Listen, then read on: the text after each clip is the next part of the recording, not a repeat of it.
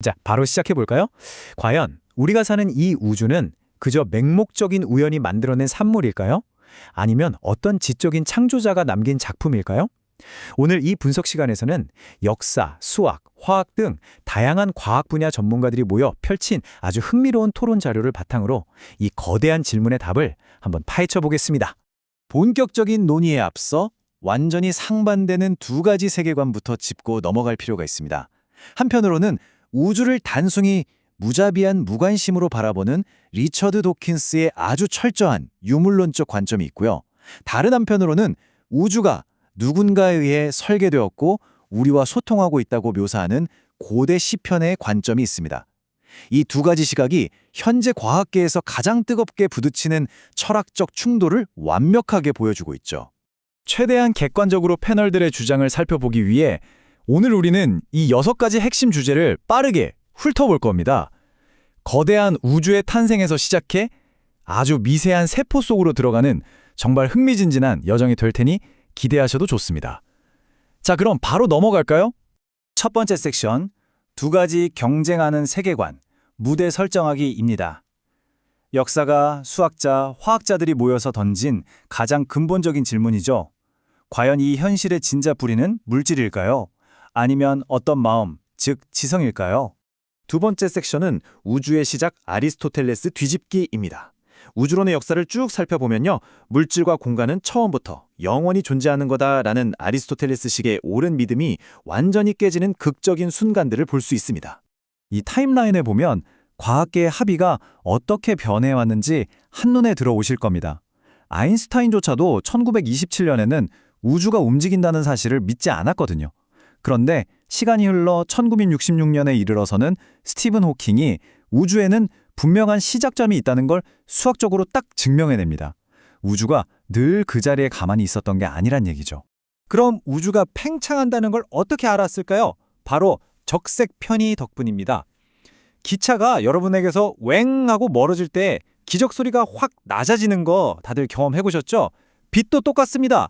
은하가 우리한테서 멀어지면 그 빛의 파장이 쭉 늘어나면서 붉은색 쪽으로 변하게 되거든요. 자, 그럼 이 우주의 팽창을 비디오 대감기 하듯 거꾸로 쫙 돌려볼까요? 그럼 결국 특이점이라는 한 점에 도달하게 됩니다. 여기서 패널들이 아주 날카로운 지적을 합니다. 순수한 유물론만으로는 이 지점을 설명하기가 너무나 어렵다는 거예요. 왜냐고요? 이 순간 이전에는 애초에 어떤 사건을 일으킬 만한 물질 자체가 존재하지 않았으니까요. 세 번째 섹션, 물리학의 미세 조정, 이른바 골디락스 우주입니다. 이제 물리학적으로 렌즈를 돌려서 이 자연 법칙들이 생명체가 살기에 얼마나 기가 막히게 세팅되어 있는지 한번 보죠. 패널들이 든 비유가 아주 찰떡인데요. 엄청나게 거대한 우주 창조 기계가 있다고 상상해 보세요. 거기에 중력, 빛의 속도, 물의 분자 구조 등을 조절하는 다이얼 수십 개가 달려 있는 겁니다. 그런데 이 다이얼 중 딱 하나라도 정말 머리카락 굵기만큼이라도 어긋나게 조작되면 어떻게 될까요? 이 우주에서 생명체는 아예 절대로 존재할 수 없게 됩니다. 이 압도적인 숫자 보이시나요? 10의 10승에 123승분의 1. 와, 정말 말문이 막히는 숫자죠. 수학자 로저 페너로즈가 계산한 건데 우리 우주가 전적으로 우연히 지금처럼 완벽한 생명 친화적 조건을 갖출 확률입니다. 1 뒤에 우주 전체에 있는 입자수만큼 0을 마저다 붙여도 다 쓸 수 없어요. 말 그대로 기적과도 같은 확률이란 뜻입니다. 네 번째 섹션은 생명의 기원입니다. 미시적 척도로의 이동이죠.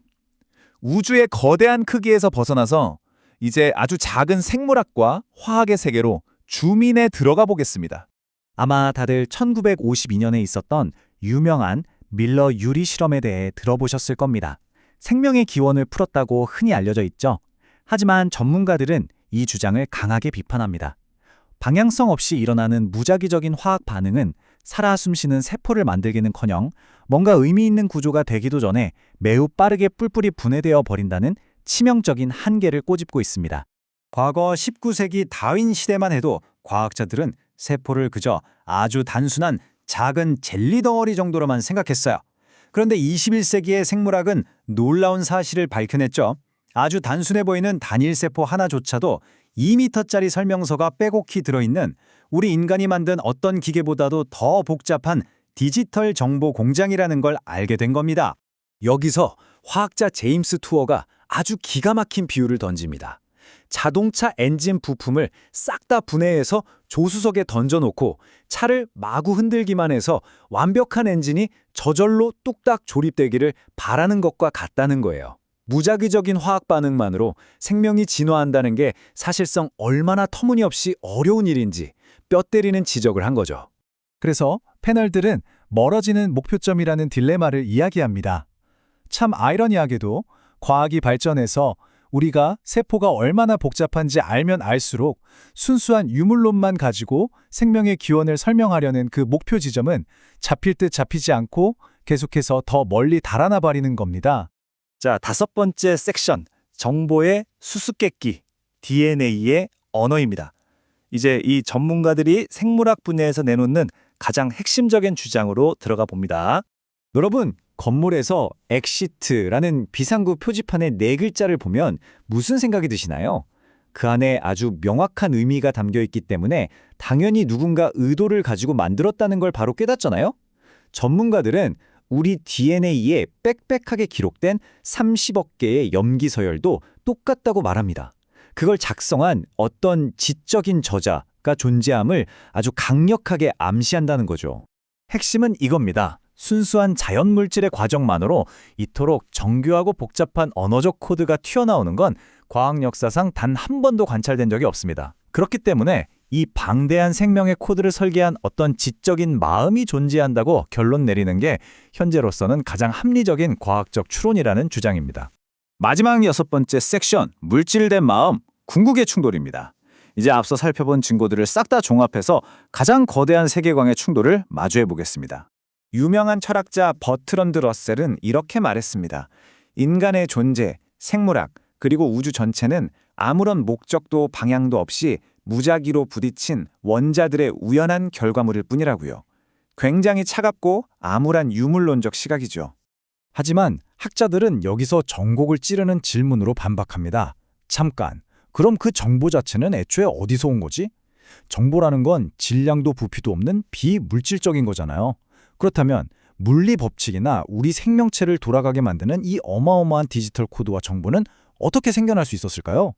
결국 이 기나긴 논쟁은 이 근본적인 질문 하나로 귀결됩니다. 그저 맹목적인 확률과 물질이 오랜 시간 뭉치다 보니 스스로 지성과 정보를 만들어낸 걸까요? 아니면 아예 태초부터 존재했던 근원적인 마음이 의도적인 설계를 통해 물질과 정보를 창조해낸 걸까요? 오늘 분석을 마무리하면서 여러분 스스로 깊이 곱씹어 보실 만한 도발적인 질문을 하나 남기고 싶습니다. 우주에 분명한 시작점이 있고 생명이 살 수 있도록 말도 안 되게 미세 조정되어 있고 심지어 우리 몸은 복잡한 디지털 코드로 돌아가고 있다는 이 팩트들, 이것이 현실의 진짜 모습에 대해 과연 무엇을 말해주고 있을까요? 엄격한 유물론과 지적 설계자 가설 사이에서 이 과학적 증거들은 여러분을 어디로 이끌고 있습니까? 오늘 해설은 여기까지입니다. 함께 해주셔서 감사합니다.